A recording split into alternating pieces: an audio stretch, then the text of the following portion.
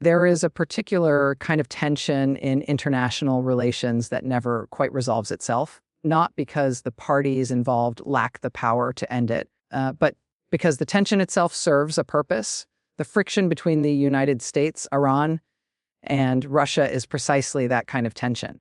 It is not a crisis waiting to explode into full-scale war. It is not a diplomatic failure that a skilled negotiator could simply untangle over a weekend in Geneva. It is, at its core, a structured competition between three actors who each have profound reasons to keep the pressure alive, each have deep incentives to avoid catastrophic escalation, and each are operating within a web of constraints that the public rarely sees clearly. Understanding this triangle requires something that most news coverage does not offer: patience. It requires stepping back from the headline of the week and asking a more difficult question, not what happened, but why, and more importantly, what strategic logic makes that outcome rational for every party involved. To begin, we have to understand what each of these three actors actually wants, because the mistake most people make when analyzing this triangle is assuming that all three are driven primarily by ideology or emotion. They are not. States, particularly states of this size and complexity, behave according to structural interests. Those interests are shaped by geography, by history, by domestic political pressures, and by the distribution of power in the international system at any given moment. Ideology matters. Certainly, it shapes how leaders communicate their goals to their populations, and it sets certain limits on what is politically acceptable at home. But beneath the rhetoric, the logic is almost always strategic. The United States, in this context, is not simply a nation pursuing abstract values like democracy or human rights in the Middle East and Central Asia. It is a global hegemon managing an extraordinarily complex set of commitments across multiple theaters simultaneously. Its interest in both Iran and Russia is fundamentally about maintaining a rules-based international order, a phrase that sounds bureaucratic but means something very specific in practice. It means the United States wants to preserve a system in which no single regional power can dominate its neighborhood in a way that threatens American access to markets, energy routes, or alliance structures. Iran represents a challenge to that order in the Middle East. Russia represents a challenge to that order in Europe and Eurasia. The fact that these two challenges are happening at the same time and that Tehran and Moscow have found reasons to cooperate is what makes the current moment particularly complicated for American strategists. Iran's strategic logic is equally rational, even if it appears reckless from the outside. Iran is a country that has been under sustained economic pressure for decades, that is surrounded by American military bases and American aligned states, and that has watched what happened to countries that gave up their most powerful strategic deterrence. This last point is crucial and deserves careful consideration. When Muammar Gaddafi negotiated away Libya's weapons of mass destruction program in 2003, he was praised by Western leaders as a model for how rogue states could reintegrate into the international community. 8 years later, NATO air power helped bring him down, and he was killed by his own people. When Saddam Hussein was found to have no functional weapons of mass destruction program in 2003, that finding did not save his regime. It arguably accelerated its destruction.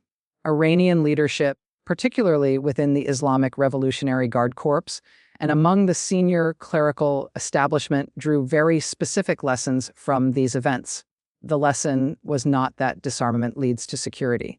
The lesson was that disarmament leads to vulnerability. This is why Iran's nuclear program functions primarily as a strategic deterrent in its current form, not necessarily as a weapon to be used, but as a capability to be maintained at a level of ambiguity that makes any military action against Iran considerably more complicated for potential adversaries. Russia's position in this triangle is perhaps the most misunderstood of the three.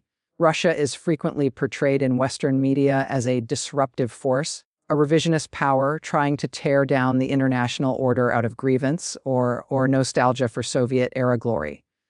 There is some truth in this characterization, but it misses the structural logic. Russia's primary strategic concern is not global dominance, Russia does not have the economic base or the demographic trajectory to sustain a global hegemonic competition with the United States. What Russia wants, and what has driven its foreign policy consistently across multiple administrations and across the post-Soviet era, is a sphere of privileged influence along its periphery, a buffer zone of states that are either neutral or friendly, and that do not host Western military infrastructure. NATO expansion is not just a political irritant for Moscow. It is, from the Russian strategic perspective, an existential threat to the basic security architecture they require to feel safe. This does not mean Russia's behavior is justified. It means that Russia's behavior is explainable, and explanation is the prerequisite for effective policy. Now, when these three actors interact, the geometry of their relationships becomes very interesting. The United States and Russia are engaged in a structural competition that predates the current governments in both countries and will outlast them. The United States and Iran have been in a state of managed hostility since 1979, broken occasionally by back-channel negotiations, but never resolved into a stable relationship. Russia and Iran, meanwhile, have a relationship that is neither a genuine alliance nor a simple partnership of convenience. It is something more specific and more durable, a tactical convergence of interests built on a shared desire to resist American primacy in their respective regions. This Russia-Iran axis is worth examining closely because it defies the simple alliance framework that analysts sometimes impose on it. Russia and Iran are not friends in the classical sense. They have competed historically for influence in the Caucasus and Central Asia. They have different visions for what a post-American Middle East would look like. Iranian leadership is deeply suspicious of Russian reliability. They remember that Russia has, at various points, complied with Western sanctions pressure and delayed arms deliveries to Iran when it suited Moscow's diplomatic interests. And yet, since roughly 2015, when Russia intervened militarily in Syria and effectively saved Bashar al-Assad's government from collapse, the practical cooperation between Tehran and Moscow has deepened significantly. Iran provided ground forces and proxy militias, Hezbollah, Iraqi Shia factions, and the IRGC's own Quds force to complement Russian air power in Syria. Russia provided diplomatic cover at the United Nations Security Council, blocking resolutions that might have opened the door to Western intervention. They needed each other in that specific theater, and that need created habits of coordination that have persisted. The relationship deepened further after Russia's full-scale invasion of Ukraine in February 2022. At that point, Iran became one of Moscow's most important military suppliers, providing Shait series kamikaze drones that Russia deployed extensively against Ukrainian infrastructure. This was not a decision Iran made lightly. It carried significant diplomatic costs. It deepened Iran's isolation in Europe and complicated its already fragile negotiations over the nuclear program. But it also gave Iran something valuable: leverage with Russia and a demonstration that Tehran could be a meaningful military partner to a major power.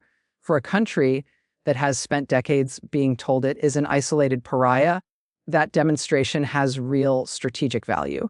Understanding this dynamic helps explain something that might otherwise seem puzzling: why the United States has not simply escalated its pressure on either Iran or Russia to the point of forcing a decisive resolution. The answer lies in the concept of deterrence and the limits of coercive power. The United States possesses overwhelming military superiority over both Iran and Russia in most conventional metrics. Its navy can dominate the Persian Gulf and the broader Indian Ocean. Its air force maintains significant advantages in stealth, precision strike, and electronic warfare. Its alliance network, even when strained by political disagreements, gives it a geographic reach that neither Iran nor Russia can match. And yet, none of this conventional superiority translates easily into achievable political objectives when applied against these two particular adversaries. Iran has developed, over 40 years of preparation, a strategy that is explicitly designed to make conventional American military dominance difficult to translate into political victory. This strategy rests on several pillars. The first is the network of proxy forces and allied militias that Iran has cultivated across the region, in Lebanon, in Yemen, in Iraq, in Syria, and to a lesser degree in the Palestinian territories. These forces are not under direct Iranian command in every instance. They have their own local political agendas and constituencies, but they can be activated, resupplied, and directed by Tehran to impose costs on American interests and American allies without Iran itself being the direct actor. This is the essence of what analysts call Iran's forward defense strategy, keeping the conflict as far from Iranian soil as possible, distributing the risk across multiple theaters, and ensuring that any American military action against Iran would trigger a cascading set of responses across the region that Washington would find very difficult to manage. The second pillar of Iran's deterrent strategy is its ballistic missile program.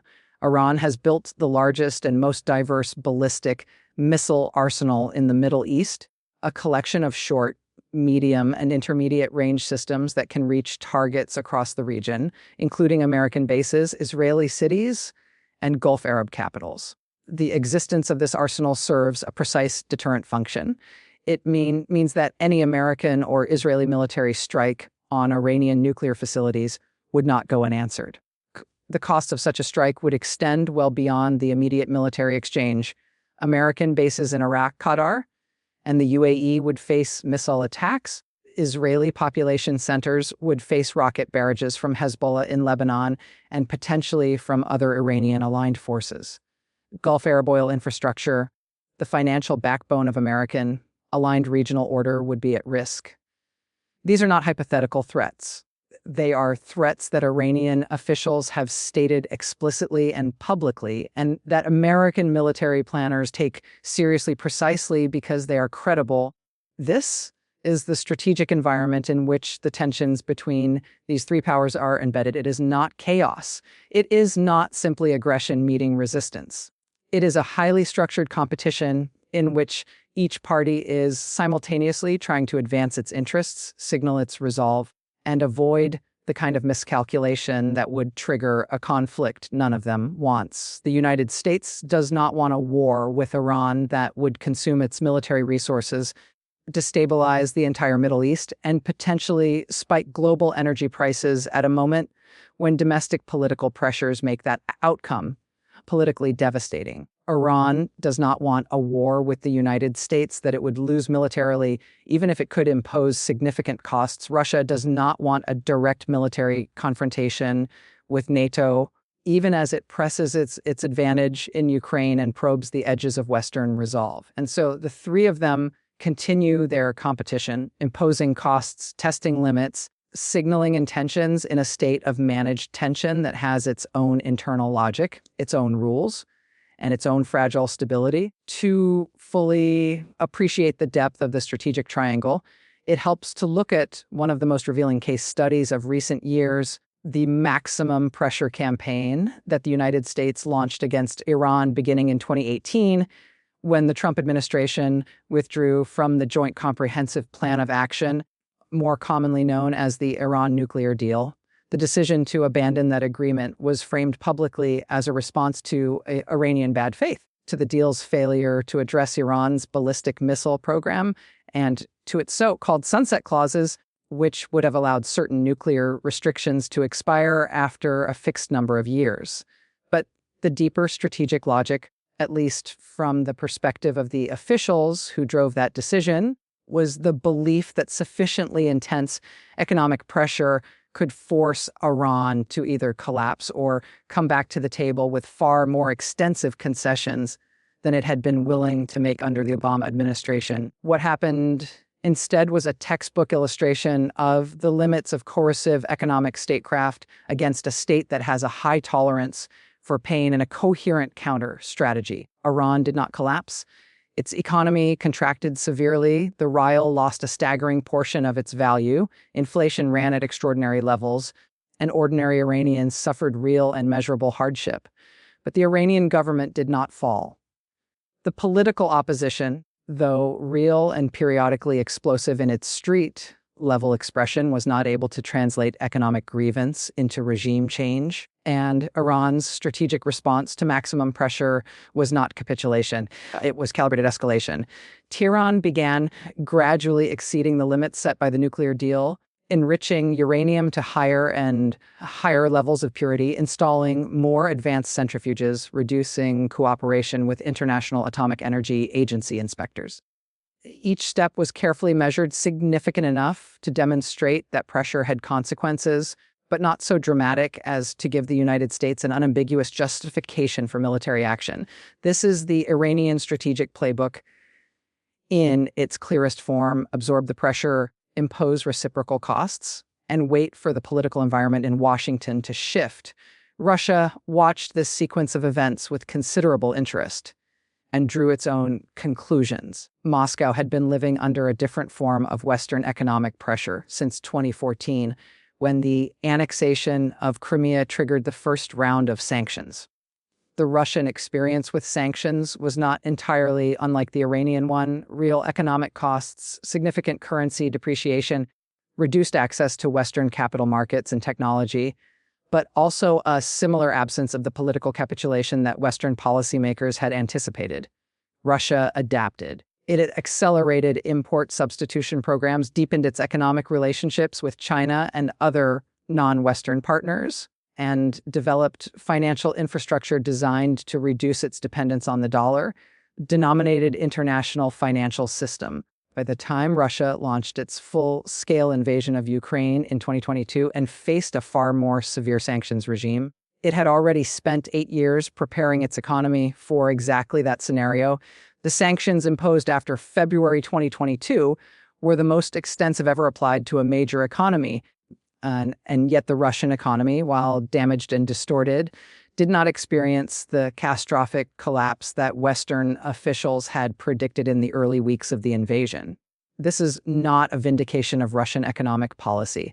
It is a demonstration that sanctions, as a coercive tool, work more slowly and less decisively against large states with alternative economic relationships than Western policymakers typically acknowledge. This parallel experience of both Iran and Russia being subjected to maximum economic pressure and both finding ways to absorb and adapt is one of the structural foundations of their current cooperation. They share a common adversary, a common experience of economic coercion, and a common interest in developing the institutional and financial architecture that reduces the leverage that adversary holds over them. The expansion of briches, the development of alternative payment systems, the growing use of bilateral currency arrangements that bypass the dollar, these are not simply economic initiatives. They are geopolitical projects, and both Russia and Iran are invested in their success. But this is also where the limits of the Russia-Iran relationship become visible, because the cooperation between Moscow and Tehran, however real and however deepening, operates within serious structural constraints. The most important of these is China. China is not a formal member of the US-Iran-Russia triangle, but it is the silent variable that shapes the behavior of all three parties.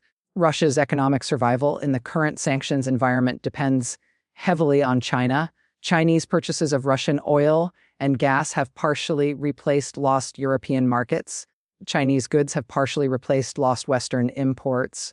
And Chinese financial institutions have partially replaced the Western banking relationships that sanctions severed. Iran is similarly dependent on China as its primary export market for oil and as a source of goods that it cannot easily obtain elsewhere. China, in other words, holds significant leverage over both Moscow and Tehran, and China's interests do not perfectly align with those of either partner. Beijing wants stability in global energy markets. It wants to avoid the kind of dramatic escalation that would trigger secondary sanctions from the United States against Chinese companies doing business with Russia or Iran, sanctions that would impose serious costs on the Chinese economy. China is deeply invested in its economic relationship with the United States and Europe, a relationship that would be severely damaged by the appearance of direct Chinese support for Russian military operations in Ukraine or Iranian nuclear ambitions. This means that both Russia and Iran have to calibrate their cooperation carefully. always aware that pushing too hard in directions that alarm Beijing could reduce the Chinese economic support they both depend on. The United States, for its part, understands this dynamic and has attempted to use it. The threat of secondary sanctions, penalties applied not to Iran or Russia directly, but to third country companies and governments that do significant business with them, is one of Washington's most powerful tools precisely because it exploits the fact that both Iran and Russia need economic partners that the United States can reach. The effectiveness of this tool, however, depends on Washington's willingness to apply it consistently and its allies' willingness to comply. On both counts, the record is mixed. European companies have generally complied with secondary sanctions pressure, though not always enthusiastically. Chinese and Indian companies have been far more resistant, calculating that the economic benefits of maintaining trade relationships with sanctioned states outweigh the risks of American penalties. The United States has had to make continuous choices about how aggressively to enforce secondary sanctions against major economies like China and India, knowing that excessive enforcement carries its own costs in terms of diplomatic relationships and economic stability.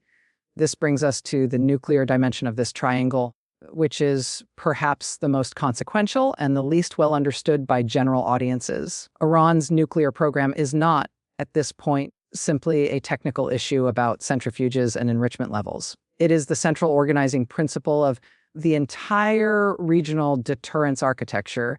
Iran currently enriches uranium to levels approaching weapons grade, a technical threshold that places it very close to what analysts describe as a nuclear breakout capability, meaning the ability to produce enough fissile material for a nuclear device within a relatively short period, if the political decision were made to do so. Iran has not made that decision, at least not openly, and the official position of Iranian leadership is that nuclear weapons are contrary to Islamic law.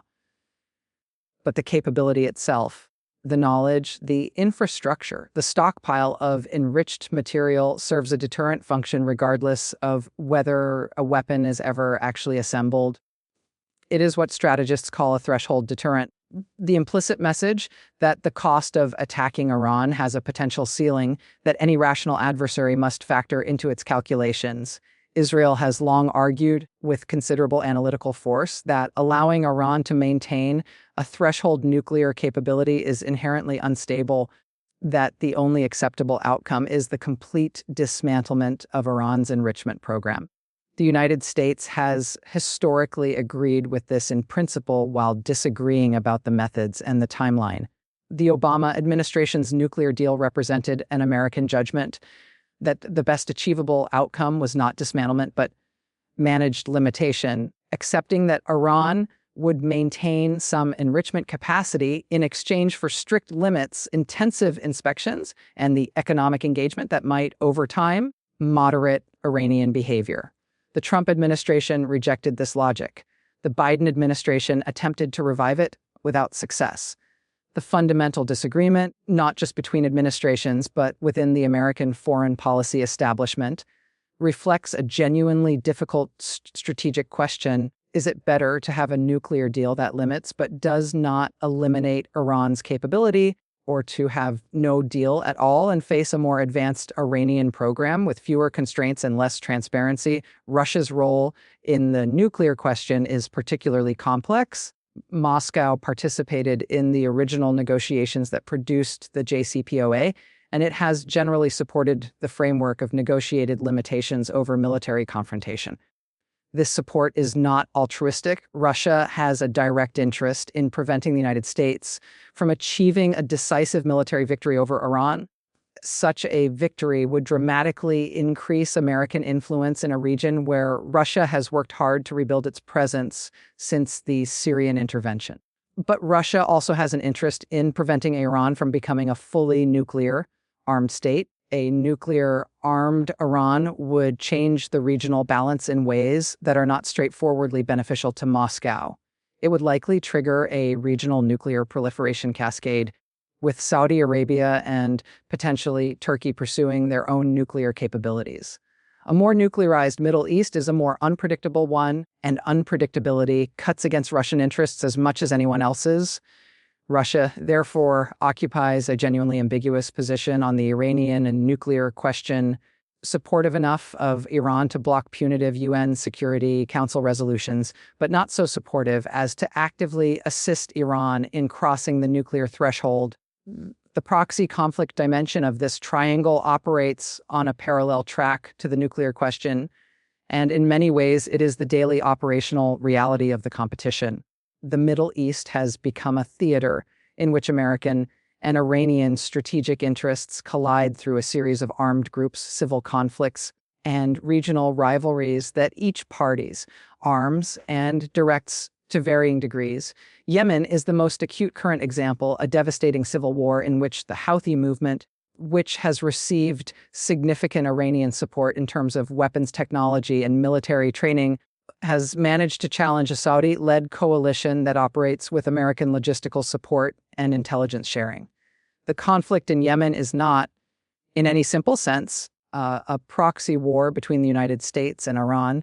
The Houthis have their own political agenda, their own grievances, and their own internal dynamics that cannot be reduced to Iranian direction. But Iranian support has been decisive in transforming the Houthis from a local insurgent movement into a force capable of striking targets across Saudi Arabia, and more recently, disrupting commercial shipping in the Red Sea, one of the world's most critical maritime trade routes. Russia's connection to this proxy dimension is less direct but structurally significant.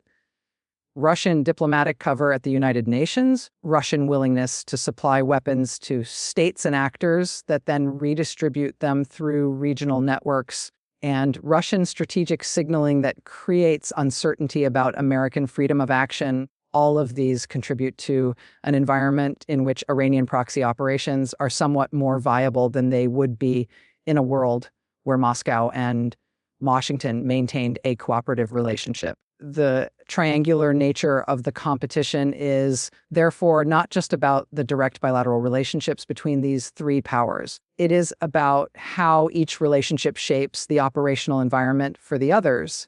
Having mapped the structural interests, the deterrence architectures, and the proxy dimensions of this triangle, we arrive at the question that matters most for anyone trying to understand where this competition is actually heading. The question is not whether these three powers will go to war with each other in some dramatic, civilization-altering confrontation. The historical and structural evidence suggests strongly that they will not, at least not in any direct, intentional sense. The question is subtler and in some ways more important. How does this managed competition evolve over the next decade? What are the scenarios in which it becomes genuinely dangerous? And what are the structural forces that will shape its trajectory regardless of who holds power in Washington, Tehran, or Moscow? To answer that, we need to examine something that rarely receives adequate attention in public discussions of this triangle: the domestic political constraints that each of these three governments operates under, because foreign policy is never made in a vacuum. It is always the product of internal pressures, factional competition, and the basic need of any government to maintain its domestic legitimacy.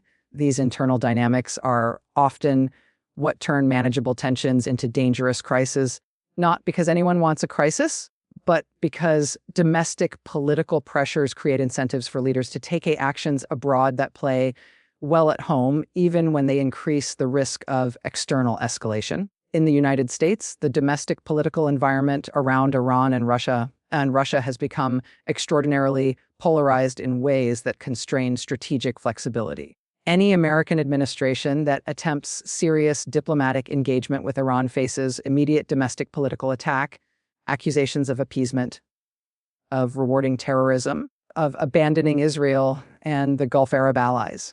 Any administration that attempts to reduce tensions with Russia faces accusations of weakness, of surrendering to authoritarian aggression, of betraying the democratic values that American foreign policy is supposed to embody. These political pressures are real, and they matter. They mean that American presidents often have less room to maneuver diplomatically than the objective strategic situation would suggest is optimal, the most creative and potentially stabilizing diplomatic moves, a grand bargain with Iran that genuinely addresses both the nuclear program and the regional proxy competition, or a serious negotiation with Russia about European security architecture, are politically very difficult to pursue, even when they might serve American strategic interests better than the current posture of maximum pressure and managed containment. Iran's domestic political constraints are equally binding, though they operate through a very different institutional mechanism. The Islamic Republic is not a monolithic state. It contains within it a genuine competition between factions, between those who believe that economic development and international integration are essential to the regime's long-term survival, and those who believe that ideological purity and resistance to Western influence are the foundation on which the regime's legitimacy rests. The nuclear negotiations that produced the JCPOA in 2015 were a moment when the integrationist faction, represented most visibly by President Hassan Rouhani and Foreign Minister Mohammad Javad Zarif, was in the ascendant. The American withdrawal from that deal in 2018 was a catastrophic blow to that faction's domestic credibility. It allowed the hardliners to argue with considerable justification that engaging with the United States was a strategic trap, that Washington could not be trusted to honor its commitments, and that Iran's security could only be guaranteed by its own military capabilities and strategic depth, not by diplomatic agreements that could be abandoned by the next American president. The political consequence of the maximum pressure campaign was therefore precisely the opposite of what its architects intended. Rather than empowering Iranian moderates by demonstrating that engagement could deliver economic benefits, it empowered Iranian hardliners by demonstrating that engagement was futile and dangerous. Russia's domestic political constraints have their own specific character. Vladimir Putin has constructed a political system in which foreign policy adventurism serves an important domestic legitimacy function. The narrative of Russia as a great power resisting Western encirclement and reclaiming its rightful place in the international order is not simply propaganda directed at foreign audiences. It resonates genuinely with significant portions of the Russian population, particularly older Russians, who remember the humiliations of the 1990s when Russia's economy collapsed, its international influence evaporated, and Western advisors descended on Moscow to instruct Russians in the proper organization of their society. This domestic political function of assertive foreign policy means that Putin faces real constraints on diplomatic retreat. A Russian leader who appeared to be backing down in the face of Western pressure would be politically vulnerable in ways that could threaten the entire system of personalized power that has been constructed over the past 2 decades. This does not mean escalation is inevitable or even likely. It means that the pathway to de-escalation has to be constructed carefully in ways that allow Russian leadership to present any compromise as a strategic achievement rather than a defeat. These domestic constraints in all 3 countries create what strategists sometimes call the stability-instability paradox, a situation in which the very factors that make large-scale war unlikely also make smaller-scale conflicts and crises more frequent, because none of these 3 powers wants a direct military confrontation that could escalate to catastrophic levels. They each have incentives to conduct their competition through indirect means: proxy forces, economic coercion, cyber operations, information warfare, and the kind of calibrated military signaling that is designed to impose costs and communicate resolve without crossing the thresholds that would trigger a major escalatory response. The result is a world that is stable at the top in terms of direct great power conflict, but deeply unstable at the middle levels in terms of regional wars, humanitarian catastrophes, and the slow erosion of the institutional frameworks that have historically managed international competition. The energy dimension of this triangle deserves particular attention because it represents one of the clearest examples of how structural economic interests shape strategic behavior in ways that are often invisible in day-to-day news coverage. Russia and Iran together possess extraordinary hydrocarbon resources, Russia is one of the world's largest producers of both oil and natural gas, and Iran sits atop the fourth largest proven oil reserves and the second largest natural gas reserves on the planet.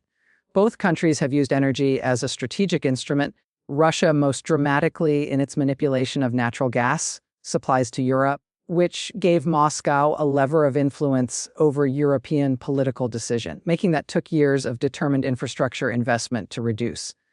Iran's potential energy exports, if sanctions were lifted, would be significant enough to affect global oil prices, which is one reason that Gulf Arab states with massive oil revenues have complicated feelings about any diplomatic resolution of the Iranian nuclear issue. The energy dimension connects the triangle to the broader question of the global economic order, and specifically to the future of the petrodollar system, the arrangement established in the 1970s, by which global oil trade is denominated primarily in American dollars, creating a structural global demand for dollars that supports American financial power. Both Russia and Iran have strong incentives to erode this system, and both have made concrete moves in that direction, developing bilateral trade arrangements that use their own currencies, exploring alternative payment mechanisms, and supporting the development of non-Western financial infrastructure.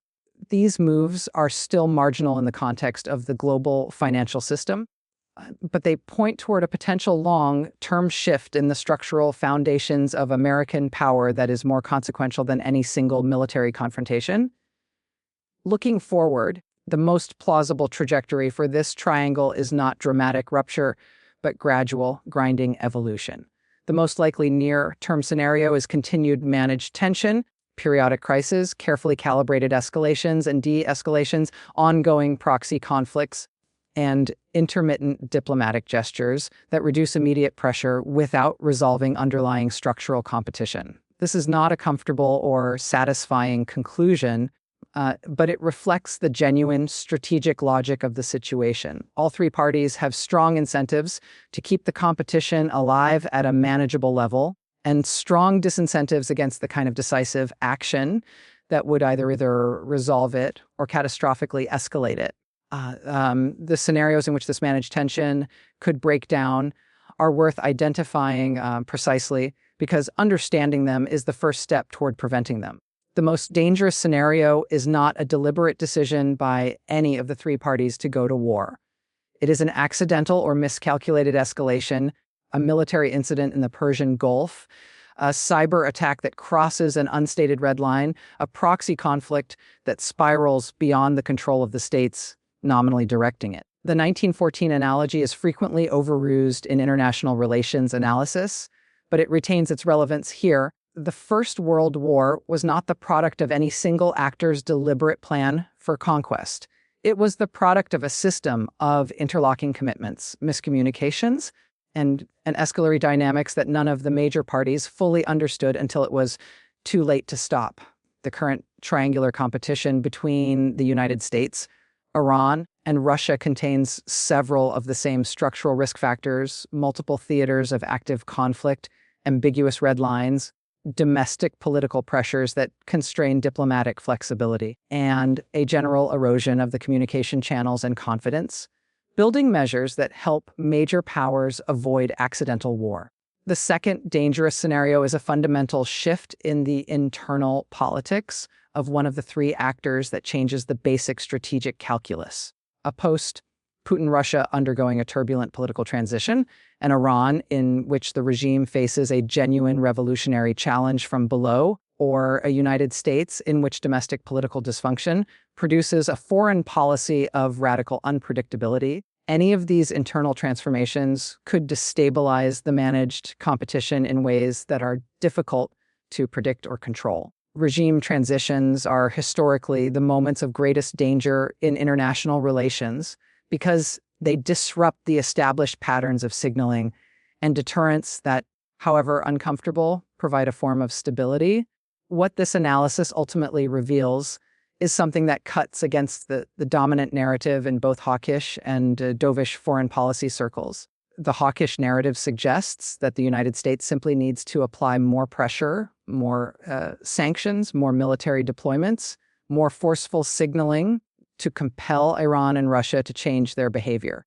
The dovish narrative suggests that diplomatic engagement and security guarantees could resolve the underlying conflicts if only political will existed to pursue them. Both narratives contain partial truths, but both also miss the central structural reality. This triangle is not primarily a problem to be solved. It is a competition to be managed. The structural interests driving American, Iranian, and Russian behavior are deeply rooted in geography and history, in the domestic political economies of three very different societies, and they will not be dissolved by any single diplomatic agreement or any single demonstration of military resolve.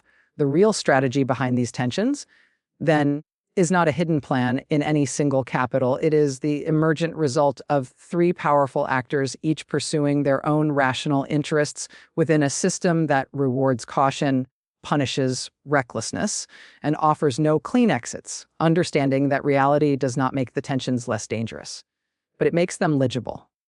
And in international relations, as in most complex human endeavors, the ability to see clearly is the first and most essential precondition for acting wisely.